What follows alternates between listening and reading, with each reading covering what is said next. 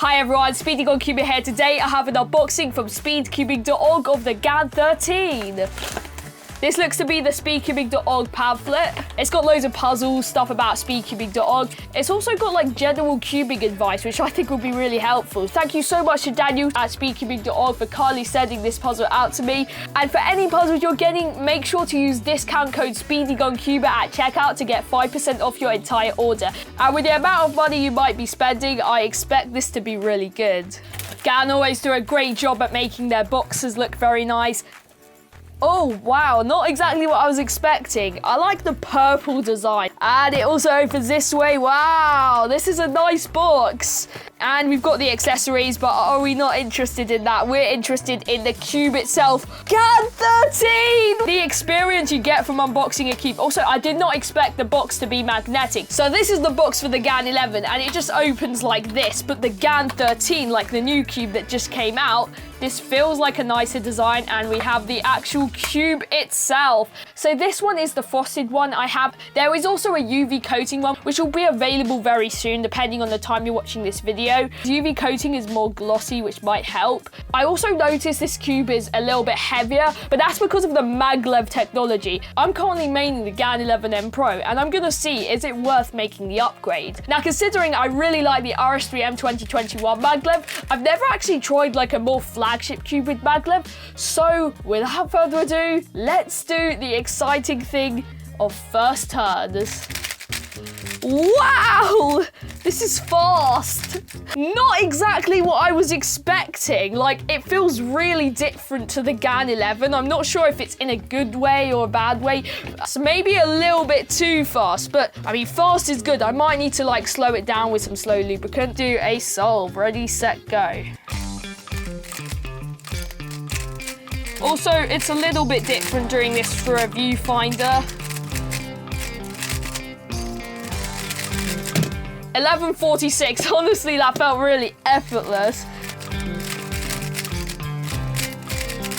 Sub 10, that didn't even feel like sub 10. Like, I swear like my look ahead was like really off, but like I used the fast feeling to my advantage and still got a 9.9.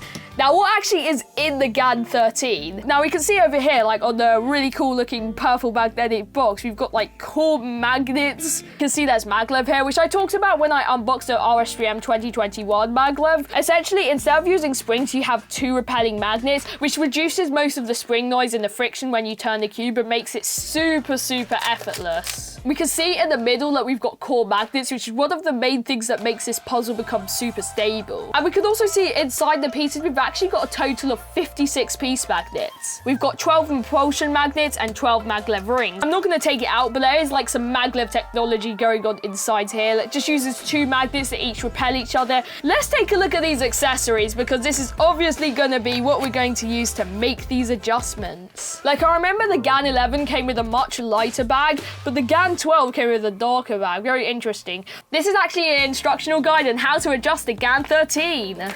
$5 for a beginner tutorial. Can't you just learn for free on YouTube? And I'm pretty sure this pamphlet is just the same sort of thing you see in like every GAN cube. Yeah, it's got all the OLLs and PLL algorithms, also all the algorithms for every F2L case. As I already know all of these algorithms, it won't be helpful to me, but I do think a lot of people will find this helpful. This cube is so fast out the box. Wait, let me see how far I can turn.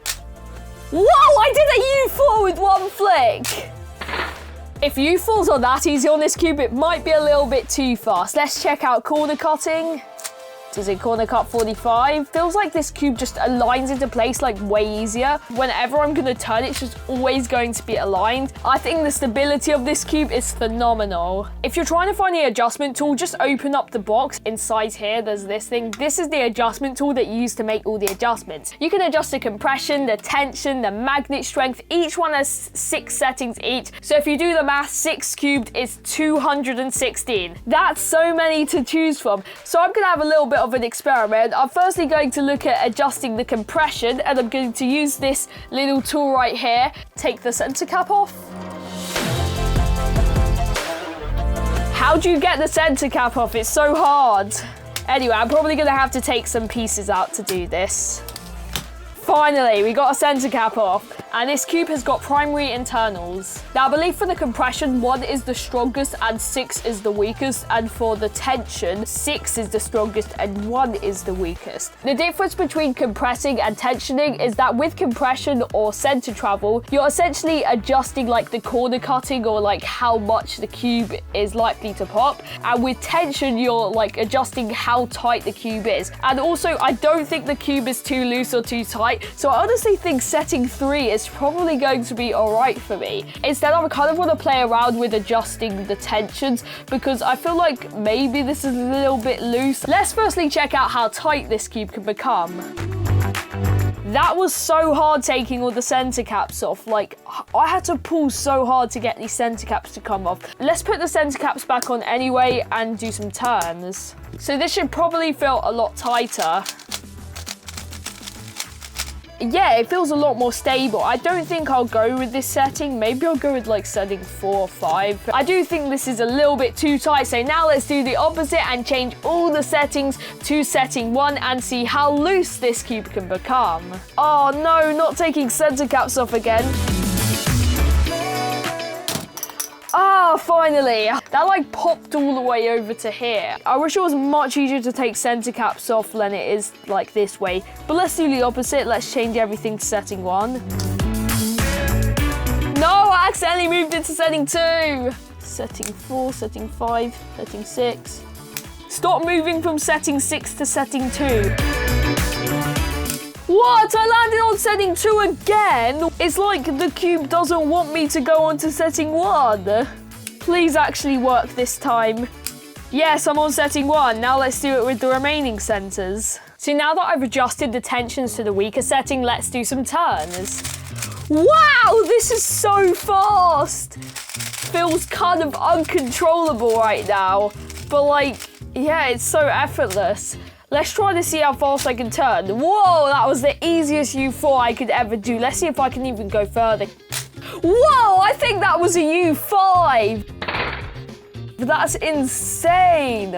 Look how fast I can do the moves.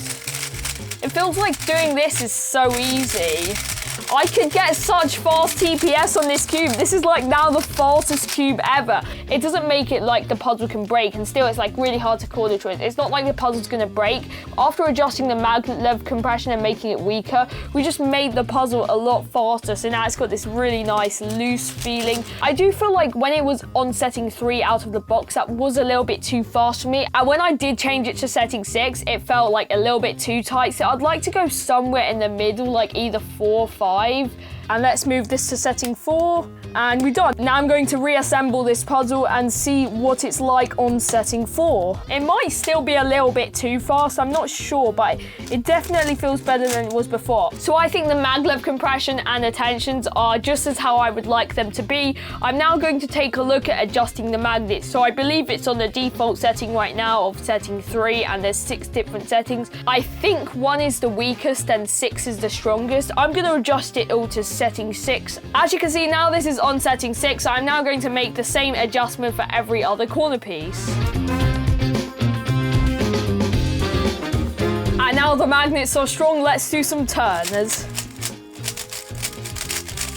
Actually, it doesn't feel like that strong. Like, I definitely noticed the magnets are like a little bit stronger, but I don't think they're like too strong. It feels fast, but at the same time controllable, which I really like. I'm now going to do the opposite and see how weak the magnets can become by setting all the magnet strength to 1. Now we've got the magnets set to the weaker setting of 1. Let's do some turns and see what weak magnets feel like.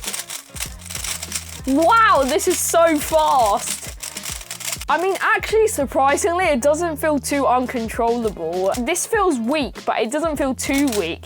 I think I'll go somewhere in between, like, the middle setting and the strongest. I think for now, I'll go for setting 4, but I don't know. I might change my mind later. If I get a sub 10, then I'll probably keep this on setting 4. Oh, I was doing the wrong PLL, 1058.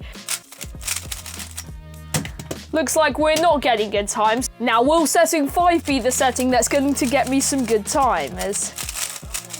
That felt alright, that's 9.8.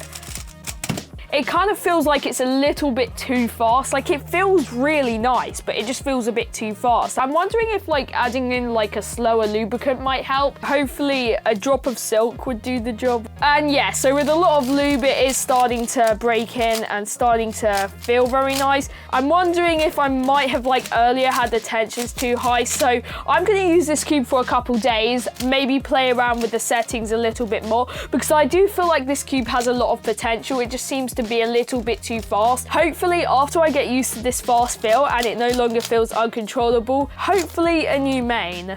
After using the GAN 13 MagLev for a couple days now, here are my thoughts. Due to the MagLev, it's really satisfying to turn, and it's incredibly effortless whenever I want to start spamming TPS, and the cube just lets me turn really fast.